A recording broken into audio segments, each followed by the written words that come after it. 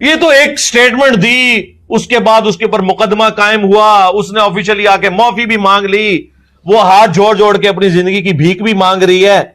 और वो जो स्टेटमेंट भी दी उसने वो रिबटल के तौर पर दी, जज्बात में आके।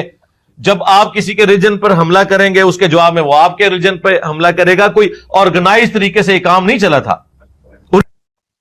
बिस्मिल्लाहिर्रहमानिर्रहीम, अस्सलाम वालेकुम। मैं कैसर अहमद राजा। उम्मीद है आप सबकी तबीयत बिल्कुल ठीक होगी। और आमतौर पे मैं जो इस्लामिक स्कॉलर्स हैं उन पे बातों पे मैं रिस्पॉन्ड नहीं किया करता, बिकॉज मैं खुद को बॉर्डर का सिपाही कहता हूं कि मेरे घर में जो कुछ हो रहा है उससे हम इंटरनली दाखिली तौर पे डील कर सकते हैं।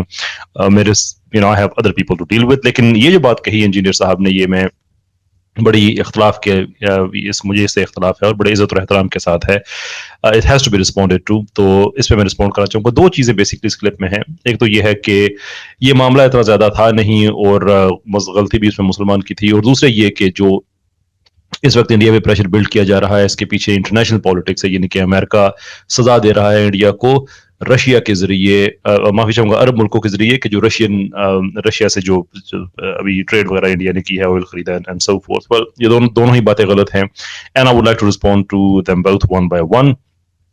ये क्लिप का हिस्सा आपने सुना, ये मैं आपको दोबारा भी सुनाऊंगा, लेकिन पहले चलते हैं वो जो इंटरनेशनल पॉलिटिक्स की ये बात कर रहे हैं कि उसमें कितनी हकीकत है। रीजनल वाले गुलाम उनके जिनकी रशिया के साथ नहीं बनती, तो उन्होंने फिर इनको हल्लाशाही दी कि हां जी अब आया है इंडिया काबू में, तो आप लोग ऑफिशियल स्टेटमेंट्स दें। ये जो मैं आपको बता रहा हूं ये रियल टाइम ओरिजिनल डाटा है। हम whatever that means, real time original data, no idea इसका क्या मतलब है, लेकिन जो इम्प्लाई कर रहे हैं वो जो भी आप सुनेंगे भी कि बुनियादी तौर पे हम सिर्फ लोकल खबरें सुनते रहते हैं, लेकिन somehow इंजीनियर साहब ने इंटरनेशनली इस चीज़ को डिकोड कर लिया है somehow कि जो हो रहा है ये अमेरिका कर रहा है। अनफॉर्चुनेटली कोई ऐसी खबर एग्जिस्ट करती नहीं है। हम चूंकि सिर्फ लोकल अपनी खबरें सुन रहे होते हैं, वर्ल्ड पॉलिटिक्स क्या हो रही है वो आपको अंदाजा नहीं होता। खैर मुझे तो इस वक्त ही अंदाजा हो गया था कि यार ये अरबियों में कौन सा ईमान जाग उठा है। हाँ, इससे बड़े वाकयात हुए हैं इस्लामोफोबिया के खिलाफ, गुस्ताखाना कार्टून्स के खिलाफ। उस वक्त ये सारे अरब मुल्क सोए पड़े हुए थे। वो जो कुछ हो रहा था वो इससे बड़ा था। ये तो एक स्टेटमेंट दी, ये तो एक statement the and so fourth, ये बातें आपने पहले भी सुनी। लेकिन जो पहला ऐसा कंक्लूड होता है यहाँ पे जिसमें सरीहन गलत बात कह रहे हैं इंजीनियर साहब, and again I like to say this with respect, ऐसा नहीं है कि अरब ममालिक ने रिस्पॉन्ड नहीं किया और वो सोए रहे। जब डेनमार्क की तरफ से ये वाकया हुआ था, जब तौहीन अमेज़ खाके वहां पे पब्लिश हुए थे, 3 से 4 महीने के अंदर अंदर जो इम्पोर्ट्स एंड ट्रेड्स है वो डेनमार्क के साथ अरब मुल्कों की 50% तकरीबन कम हो गई थी, लगभग आधी खत्म हो गई थी। कोई $170 मिलियन का उनको नुकसान उनकी इकोनॉमी को हुआ। आप कह सकते हैं कि ये बहुत बड़ा नुकसान नहीं था, लेकिन जाहिर सी बात है जितना ट्रेड का उसका स्कोप होगा नुकसान उसी के हिसाब से ही होगा।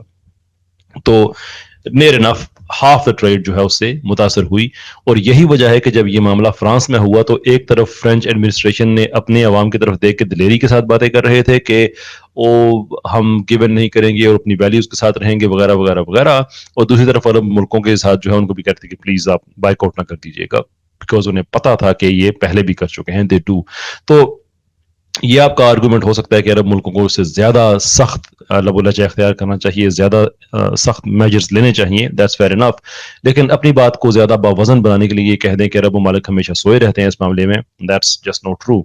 ये डिस्क्लेमर के बाद तौर पे मैं जरूर कहना चाहूंगा कि मेरी हमदर्दी अरब ममालिक से नहीं है। आई डोंट थिंक कि वो इस्लाम को परफेक्टली रिप्रेजेंट करते हैं या हम करते हैं, लेकिन अगेन अपनी बात में ज्यादा रंग डालने के लिए फैक्चुअली इनएक्यूरेट बातों को फैलाना ये बुरी बात है। और इंजीनियर साहब जैसे आदमी के लिए तो पर्टिकुलरली ये बात बुरी है, इसलिए कि लोग उनको सुनते हैं, साहिब राय हैं, वो जहन साजी करते हैं। तो जब उनकी तरफ से ऐसी बातें होंगी तो फिर लोगों की जहन साजी अच्छे तरीके से नहीं होगी बल्कि गलत होगी, फैक्चुअली इनएक्यूरेट होगी।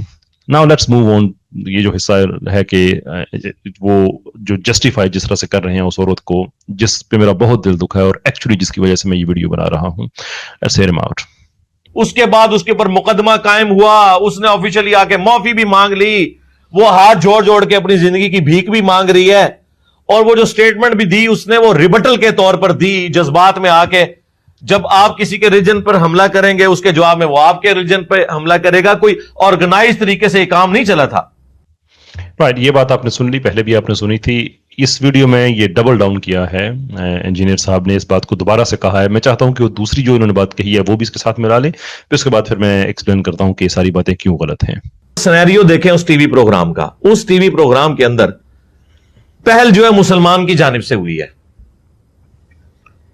उसका आपको अंदाजा होगा, अभी तो अधूरे क्लिप चल रहे हैं, वो भी बड़ी मुश्किल से मुझे एक क्लिप मिला है, तो उस औरत के आपको जवाब के अंदाज से पता चल जाएगा कि वो रिबटल कर रही है। क्योंकि जब वो मुसलमान ने वो बात की तो उसने कहा कि अच्छा आप अगर इस तरह की बातें करोगे ना तो हम भी ये कहेंगे। तो ये पहला मुजरिम तो वो मुसलमान है जो किसी के रिलीजन के बारे में इस तरीके से लाइव टीवी प्रोग्राम के अंदर आके बात कर।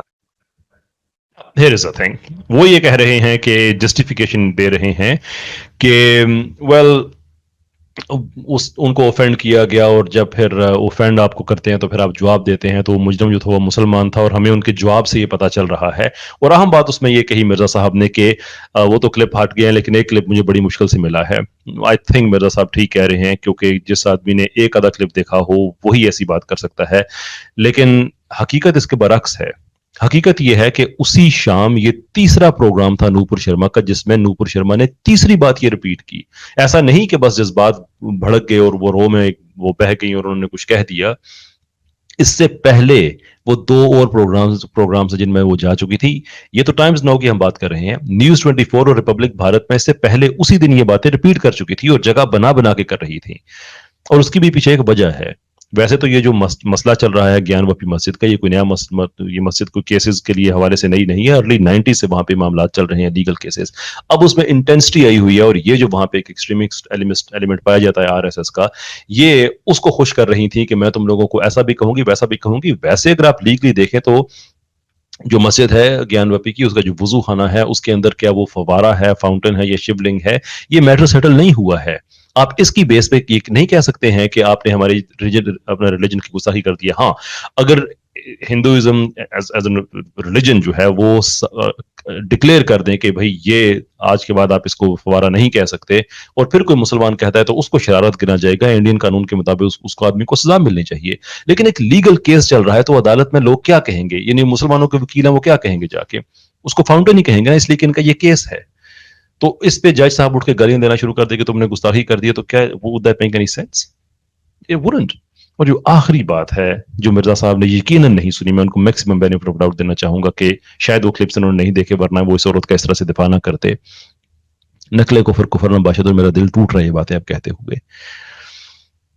2 अल्फाज जो इस्तेमाल किए गए, सेक्सुअल इंटरकोर्स और बुढ़ा, there is no justification for this Mirza sahab, there is no justification. ये बात आपको सूट नहीं करती। मुझे यकीन है कि आपने क्लिप्स नहीं देखे होंगे, उसके बगैर आप बात कर रहे हैं, और मुझे इस चीज का अफसोस भी है कि अगर आपके पास पूरी तहकीक नहीं है तो आप क्यों इस पे एक्सपर्ट ओपिनियन अपनी दे रहे हैं। कुछ देख लें, पढ़ लें उसको, क्योंकि ये वक्त इज्जत रसूल की वकालत करने का है। आपकी बातों से लग रहा है कि आप शायद आरएसएस की वकालत कर रहे हैं। आई होप ये बातें सुन के आप रिव्यू करेंगे अपना जो व्यू है और इस पे कोई एक्सप्लेनेशन देंगे, बिकॉज एट द मोमेंट आपकी जो बातें हैं ये बहुत ज्यादा दिल दुखाने वाली हैं। बहुत शुक्रिया आपका।